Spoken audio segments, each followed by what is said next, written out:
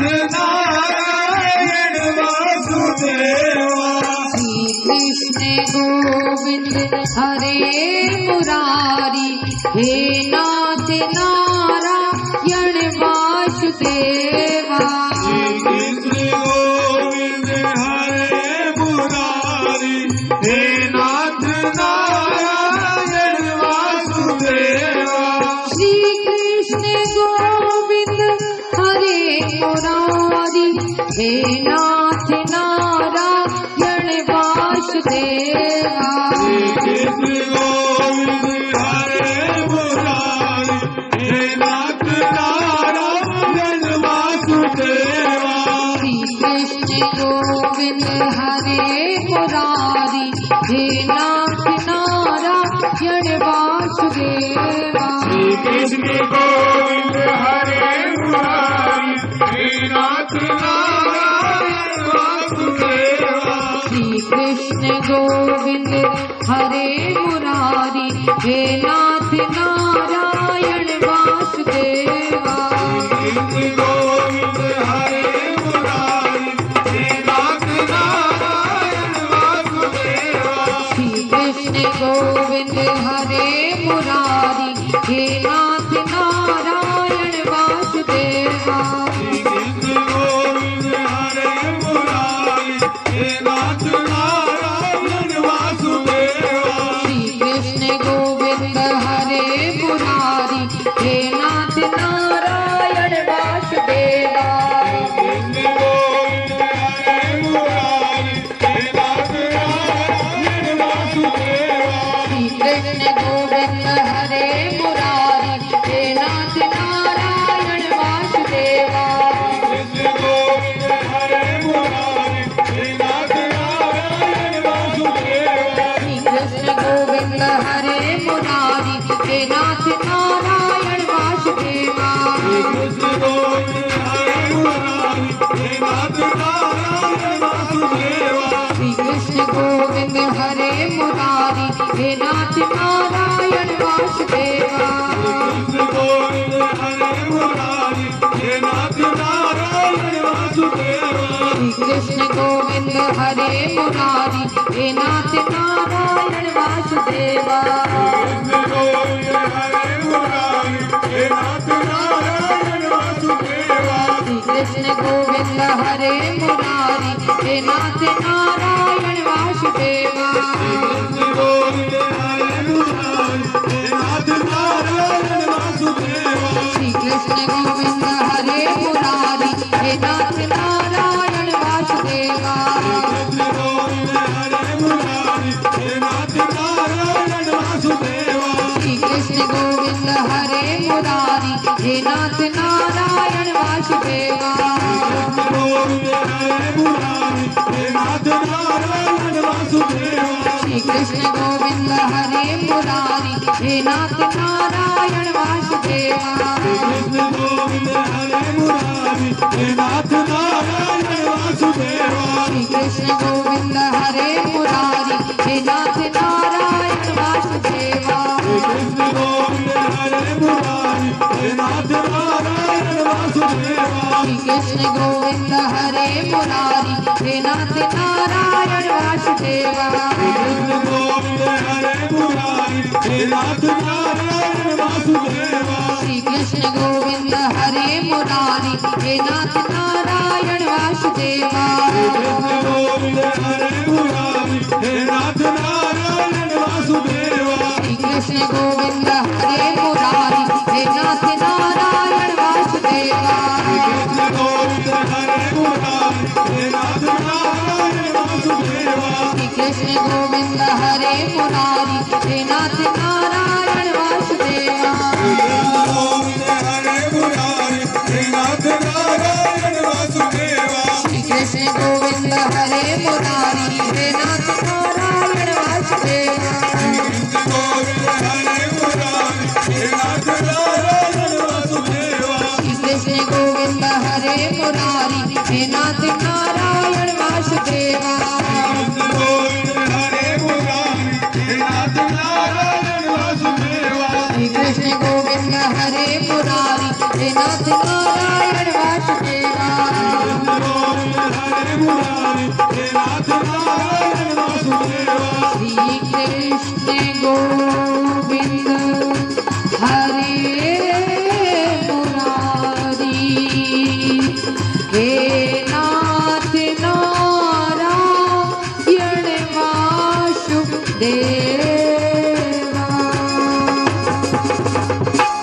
बोलिए राघवेंद्र सरकार की, बाल कृष्ण लाल की, देवादिदेव महादेव की, रामचरितमानस महापुराण की, गुरुदेव भगवान की, संत भगवान की, गौ माता की जय जय। श्री राधे जय जय। श्री राधे जय जय। श्री राधे श्याम।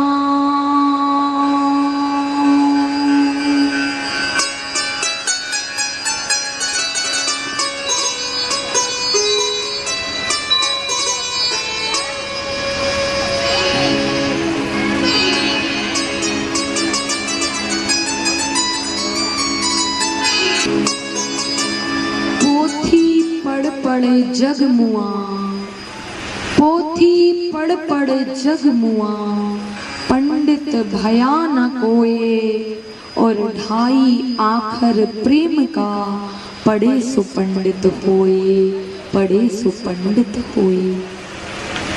कहने का तात्पर्य सिर्फ इतना है कि चाहे वो जीव कैसा ही क्यों ना हो, परंतु जिस मनुष्य का परमात्मा के प्रति प्रेम है, समर्पण है, भाव है, एक न एक दिन वो परमात्मा को पा लेता है।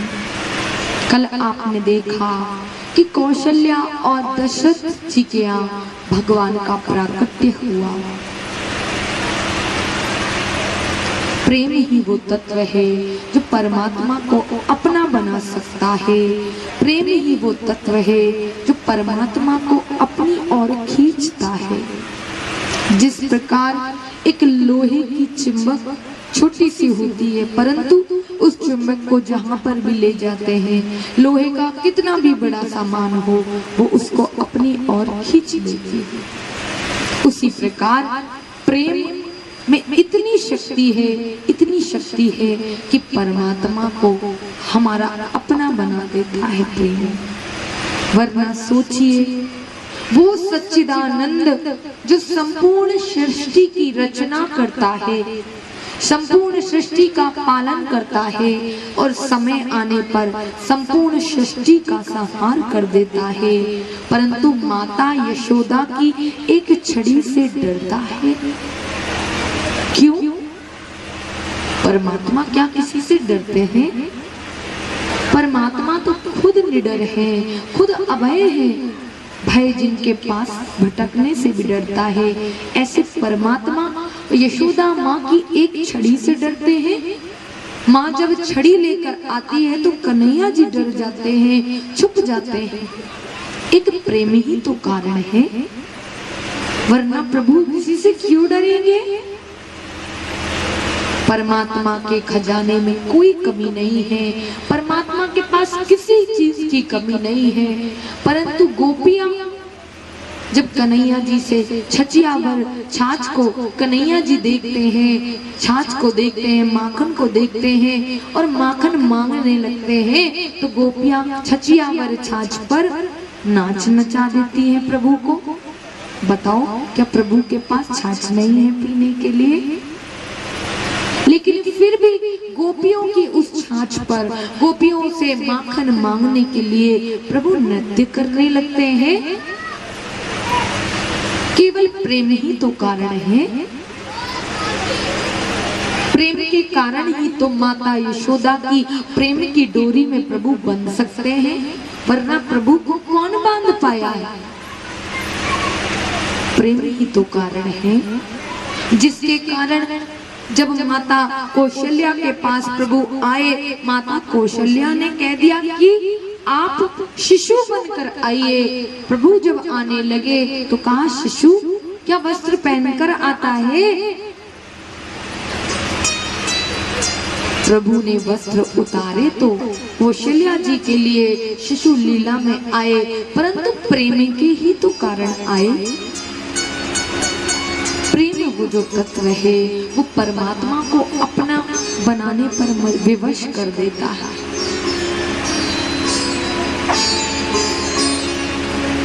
अगर माता यशोदा कन्हैया जी को अपना ही पुत्र न मानती, भगवान मानती, तो क्या कन्हैया जी उनकी रसोई में जाकर उनकी मटकी फोड़ते?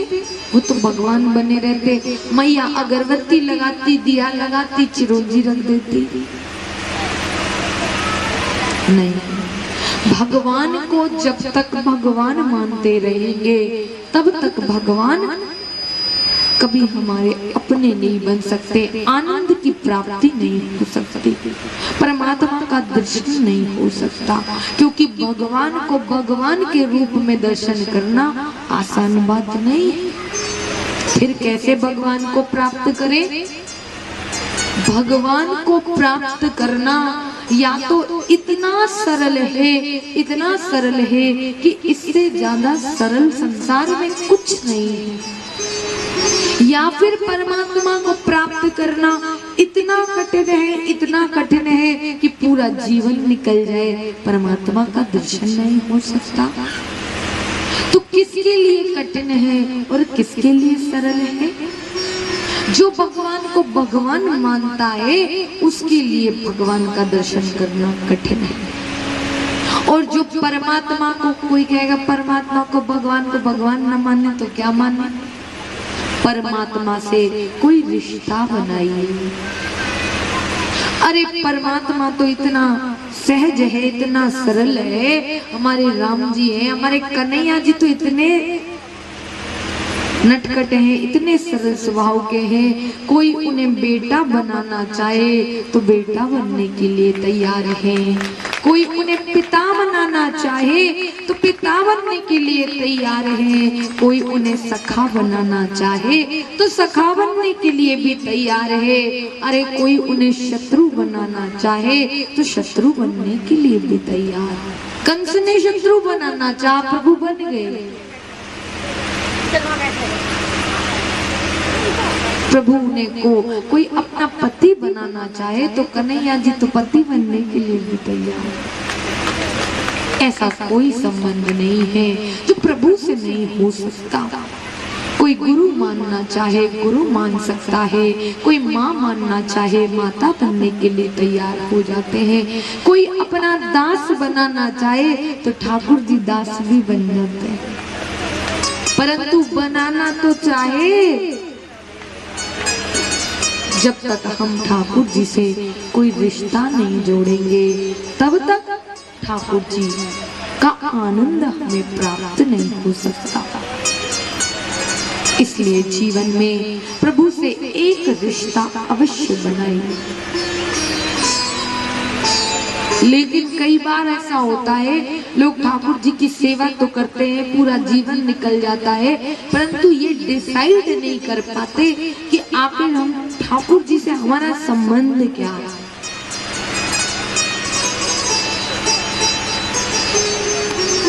इसलिए प्रभु से कोई संबंध बनाइए।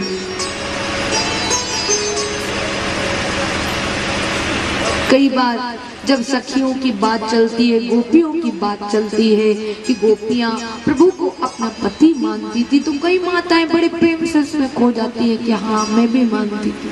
जब पुत्र की बात होती है तो पुत्र मानने लगती है, बाप की बात होती है तो बाप मानने लगती है। अरे पिता कभी पति नहीं हो सकता और पिता कभी पुत्र नहीं बन सकता। इसलिए प्रभु से कोई एक संबंध नहीं। कल बताया था, एक जो रिश्ता होता है वो बड़ा प्रगाढ़ होता है, बड़ा निभता है। अब तुम इनको भी मानो, उनको भी मानो, इनको भी मानो, संपूर्ण देवताओं की आराधना करो और तुम्हारा संकट का समय आए तुम पुकारो तो गणेश जी सोचे हनुमान जी चले जाएंगे। मैं ठीक है नहीं भी गया तो ये तो सभी को पुकारता, हनुमान जी चले जाएंगे। हनुमान जी सोचे भोले बाबा चले जाएंगे, भोले बाबा सोचे मैया चली जाएंगी। पता चला संकट का समय आया, कोई नहीं आ पाया। भगवान भी कंफ्यूज हो गया, जाए कौन।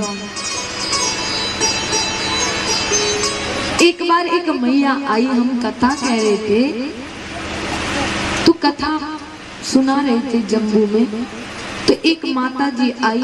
माता जी कहने लगी आका देवी जी कोई उपाय बता दो। हमने बोला काहे का?